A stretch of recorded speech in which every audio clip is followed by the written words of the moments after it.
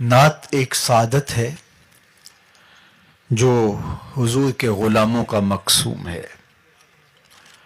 جن لوگوں نے اس مقدس سعادت کو کاروبار بنا لیا اور پیٹ کا دھندا بنا کر کے نعت کے تقدس کو پامال کرتے رہے، ان کے جانے کے بعد دنیا ان کا نام بھی فراموش کر دیتی ہے۔ اور جنہوں نے نعت کو حضور کی بارگاہ میں با ادب حاضری کا ذریعہ قرار دیا اور عشق رسول کے پھیلاؤ کا اس کو ایک ٹول بنایا، پھر زمانہ ان کے جنازوں کو بھی رشک کی نظر سے دیکھتا ہے۔ بہت سال نوجوان تھا، آج ان کو مرحوم کہتے ہوئے کلیجہ منہ کو آتا ہے، لیکن یہ ایک اٹل حقیقت ہے کہ جو یہاں آیا ہے اس نے بہرحال پلٹ کے واپس جانا ہے۔ اس دنیا پر کسی کا مستقل قیام نہیں ہے، زندگی کی سانسیں لمحہ لمحہ ٹوٹ رہی ہیں اور میں اور آپ تیزی کے ساتھ موت کی طرف بڑھ رہے ہیں۔ یہاں کسی نے بیٹھ نہیں رہنا، بالآخر کوچ کرنا ہے۔ تو آئیے میں اور آپ اپنے آپ کو مالک کی دہلیز پہ لے جائیں اور موت کی تیاری کریں۔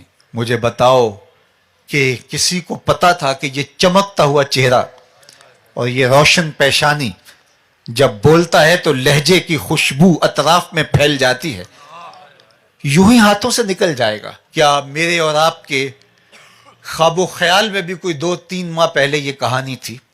لیکن یہ حقیقت واقعہ ہم اپنی آنکھوں سے دیکھ رہے ہیں، تو اس لیے میں نے اور آپ نے بھی یہاں سے رخصت ہونا ہے۔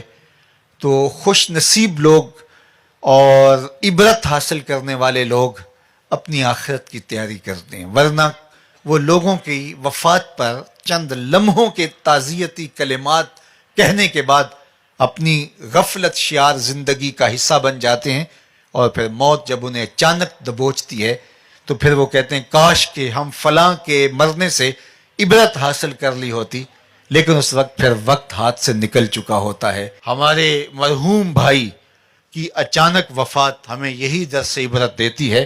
اور میں آپ کو دوسری بات یہ کہنا چاہوں گا کہ آپ کی عقیدت ان کے نام سے اور ان کے صرف مزار سے اور ان کی قبر سے نہیں ہونی چاہیے، بلکہ آپ کی عقیدت ان کے مشن سے، ان کے فکر سے، جو جامعۃ المصطفیٰ کی صورت اور شکل کے اندر دے کر کے گئے ہیں۔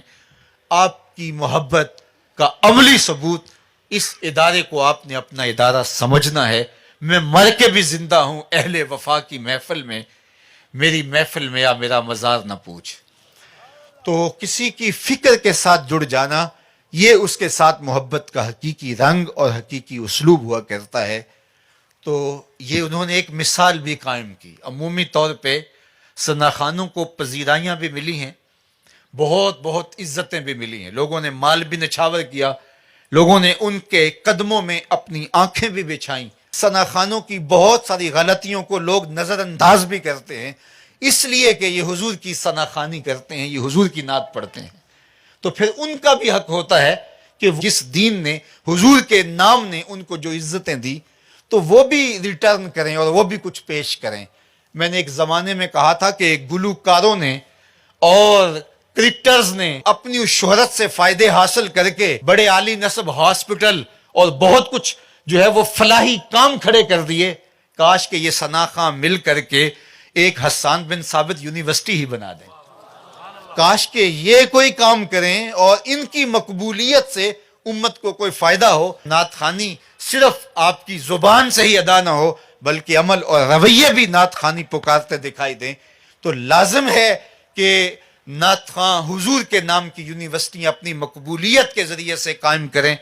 تو میں خراج عقیدت اس قبر کی مٹی کو بھی پیش کرتا ہوں کہ جس قبر میں آسودہ خالد حسنین خالد مرحوم نے یہ ادارہ قائم کر کے حضور کے ساتھ اپنی وفاؤں کا ثبوت دیا، اور پھر حضور نبی رحمت نے اس محبت کو ادھار نہیں چھوڑا، بلکہ جو پذیرائی، جو تکریم، جو عزت اور جو وقار، اللہ اکبر، خالد حسنین خالد کو نصیب ہوا، لگتا نہیں تھا کہ یہ کچھ جنازہ جا رہا ہے، لگتا تھا کسی دولہے کی بارات جا رہی ہے۔